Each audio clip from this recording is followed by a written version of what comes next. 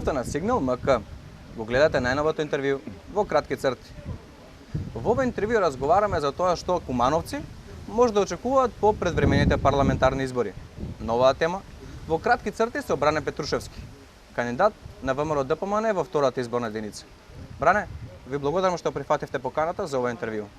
Благодарам за можноста да се обратам пред граѓаните. За почеток да ги запознаеме гледачите. Кој е Бране Петрушевски? Кои се вашите заложби и идеи? Па вака, Бране Петрушевски е еден сосема нормален кумановец. По професија дипломиран инженер по информатички технологии, инаку вработен во Царинската управа, во IT секторот како самостоен советник за развој на апликации или вака народски програмер. В својата професионална кариера имав можност да посетувам многу обуки, многу семинари, не само во Македонија, туку и во странство. И пред се тоа, за еден човек од оваа сфера значи многу да се стекне едно искуство како се работи и на страна и нормално тоа искуство се пренесе тука во Република Македонија. Впрочем, за своите заложби имам и посебна благодарница од генералниот секретар на Светската царинска организација за посебни заслуги во дигитализацијата. Верујте, дел од проектите во кои што јас учествував се круцијални за евроинтегративните процеси на Република Македонија. Од друга страна, Значи вие имате и придонес во нели приклучувањето на Македонија во ЕУ. па да, јас како директен учесник во проектот за дигитализација на транзитниот систем на Царинската управа и некои други царински постапки, како вработен нормално во администрацијата, во Царинската управа, сметам дека имам учество во тие процеси и придонес голем дадено за нашата држава. Неодамна граначалникот на Куманово доби условно кажано едни несекојдневни кривични пријави. Не многу подоцна потоа и тој самиот поднесе кривични пријави. Кажете ми, што се случува со локалната политика во Куманово? Постои ли превирање во владеачката партија? Може би за пошироката македонска јавност е непознато, меѓутоа кумановската јавност е добро запознаена за тој еден голем конфликт и анимозитет кој што постои помеѓу двајцата најистакнати условно кажано лидери на кумановските социјалдемократи. Од една страна Оливер Спасовски, моментално технички премиер, и од друга страна Максим Димитриевски како градоначалник на Куманово. И тој личен анимозитет и тој конфликт што го имаат за превласт врз градот врз Куманово, премногу штета нанесува на кумановци, впрочем се види и во изминатиот период за време на корона кризата. И сето тоа резултира со едни кривични пријави кои што меѓусебно основано или неосновано си ги поднесуваат, се со една цел за да се покаже кој е шефот во Куманово. Значи, сакате да кажете дека во Куманово политиката се сведува на конфликт помеѓу две лица, односно граначалникот и го споменавте Техничкиот премиер Оливер Спасовски.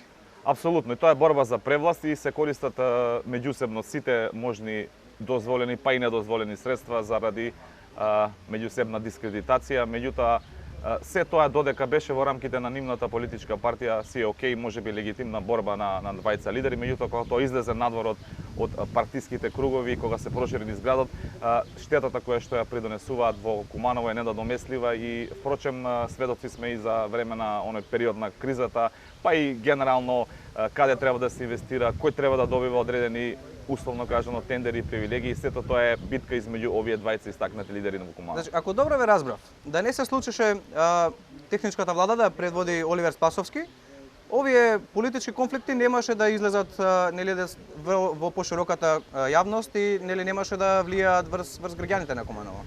Па можеби тоа е иницијалната каписла, можеби ќе беше некоја друга иницијална каписла, меѓутоа тој конфликт гореше, се разгоруваше и беше време на прашање на време кога ќе експлодира, условно кажам. Вие како жител на Куманово, верувам дека одблиско искусивте пандемската криза, здравствената криза која што се случи во Куманово. Бевме сведоци на тоа дали треба дебати, дали треба да се стави Куманово под карантин или не. Кажете ми, таквите недоумици, условно кажано на владачките структури, што ги чинеа кумановци? Мора да кажам, кумановци многу ќе ги чини ова коронна криза. Од здравствен аспект сме сведоци на бројките на, за жал, условно и за жал, многу жртви од Куманово, многу заразени. Нас, Кумановската болница, прва ни поткрепна под ударот. Сметам дека беше неподготвена и наместо менаџментот да ја пречека корона кризата, затоа што се знаеше во цел свет дека доаѓа, во Европа дека доаѓа, дека ќе дојде во Македонија, менаџментот беше баш во тој период подготвителен да се шета по оние 8 мартовски тури што ги имаше преку нашите туристички агенции, и тоа токму во едни ризични региони. Здравствените работници беа оставени голораки, неподготвени, без соодветна заштитна опрема и меѓу први ни поткрадна болницата во оваа битка. Од друга страна, тој конфликт што претходно го споменам помеѓу Спасовски и Димитриевски и те како се одрази на негативно врз кризата. Едните ќе бараат одредена мерка или карантин или полициски час, другиот намерно нема да ја дава, па другиот ќе ја предложи за да условно кажано ловориките за помошта на кумановци ја презеде едниот или другиот. На крај све тоа се сведуваше на штета на кумановци. Не само здравствената криза, ние ќе имаме сериозни штети и во економски поглед. Куманово како град, впрочем најголем град после Скопје во Република Македонија, има квалитетно, сериозно стопанство и убави брендови. И тие брендови се широко познати низ целата македонска јавност. И сега со една ваква стигматизација на Куманови и на кумановци, заради, пак ќе повторам, неспособноста на властите и централно и локално да му помогнат на Куманово, ќе има долгорочна штета врз тие брендови и штетите кои што тие брендови ќе ги доживеат, тие бизниси ќе бидат сериозно ненадоместливи и долгорочни. За крај, во втората изборна единица има сериозен процент на албанско-малцинско население. Но во листата на ВМРО ДПМН јас не најдов ни еден албански кандидат. Кажете ми, очекува ли ВМРО ДПМН поддршка од малцинските заедници во Куманово? Апсолутно. Јас лично како Бране Петрушевски најпрвен сум роден, израснат во познатата дива населба во Куманово или диво населје по Кумановски. Јас сум израснат со албанци, живеам, соработувам професионално, па и политички, па и во секојдневниот живот. И поддршката која што стига од албанската заедница за мене лично во Куманово е голема и ќе биде изненадувачка на овие избори за некои луѓе кои што лично можеби не толку ме познаваат. Од друга страна, не само албанската етничка заедница во Куманово, нели ние го нарекуваме Македонија во мало, има голем број на роми, впрочем, кои што ни ја даваат поддршката. На листата имаме и ром кој што потекнува од ВМРО ДПМН, Ерџан Демир. На листата го има Иван Стојлковиќ од Српската партија, можеби 100% поддршка ВМРО ДПМН ќе добие од српската заедница. И генерално гледано се обраќаме како политичка партија, како коалиција за обнова на Македонија и како политичка партија кон сите етнички заедници во Република Македонија. Нашите проекти кои што ние ги нудиме не се базирани врз етникумот, затоа што ако успееме, а верувам дека ќе успееме да ја покачиме платата за 20%, тоа ќе биде за сите граѓани во Република Македонија. Пензиите кои што ветуваме да ги качиме за 20% ќе биде за сите граѓани во Република Македонија. Сите оние инфраструктурни проекти, конкретно да кажеме во околината на Куманово, како пругата према Бугарија, како експресниот пат до Бугарија.